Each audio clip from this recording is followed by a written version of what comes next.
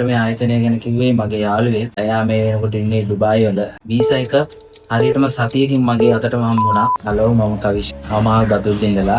මගේ වයස දැන් අවුරුදු 20යි. මේ ආයතනය ගැන කිව්වේ මගේ යාළුවෙක්. එයා මේ වෙනකොට ඉන්නේ ඩුබායි වල. එයා ස්ටුඩන්ට් වීසා ගියේ. ඊට පස්සේ මම මේ ආයතනයට ඇවිල්ලා ධනුෂ්කසව හම්බුණා. තව දවස් 3කින් මම ඩුබායි වලට ෆ්ලයි කරන්න ඉන්නේ මගේ හයි ස්ටඩි කරන්න. මම කරන්න යන්නේ ටූරිසම් ඇන්ඩ් හොස්පිටැලිටි මැනේජ්මන්ට් ඩිග්‍රිය. ඇත්තටම මේ ආයතනය මම තෝරගත්තේ මගේ යාළුවෙකුව මේ ගොඩක් හොඳ තැනක් කියලා.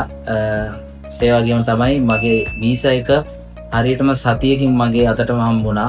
ධනුෂ්කස ඒ හැමදේම ගැන වග බලා ගත්තා.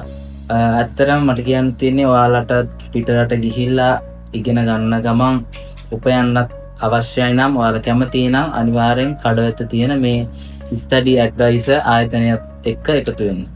Thank you. මේ මගේ දරුවා කවීෂ.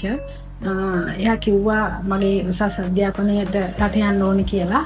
ඉතින් එයාගේ යාළුවෙක් මාර්ගයෙන් මේ ආයතනය හොයාගෙන තිබුණා ස්ටඩි ඇඩ්වයිසර් එක.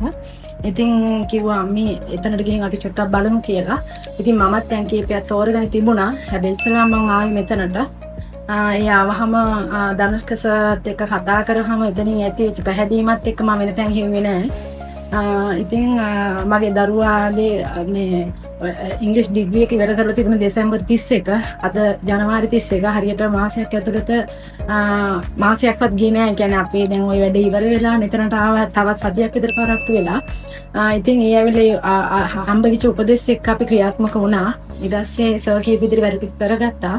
මගේ දරුවට වීසා එක සතියෙන් ආවා. තව වැඩි මොන සතියක් ඇතුළත මගේ දරුවා වැඩිදුර අධ්‍යාපනයට ඩුබායි වලට යනවා. ඉතින් මට හරි සතුටුයි මේ ආයතනය අඳුරගන්න වෙච්ච එක ගැන. ධනුෂ්ක සර් බොහොම ස්තුතියි. මගේ දරුවට මඟ පෙන්වීම ගැන. ඉතින් මෙතනින් එහාටත් ඉතින් ඔයාලා බලයි කියලා හිතනවා.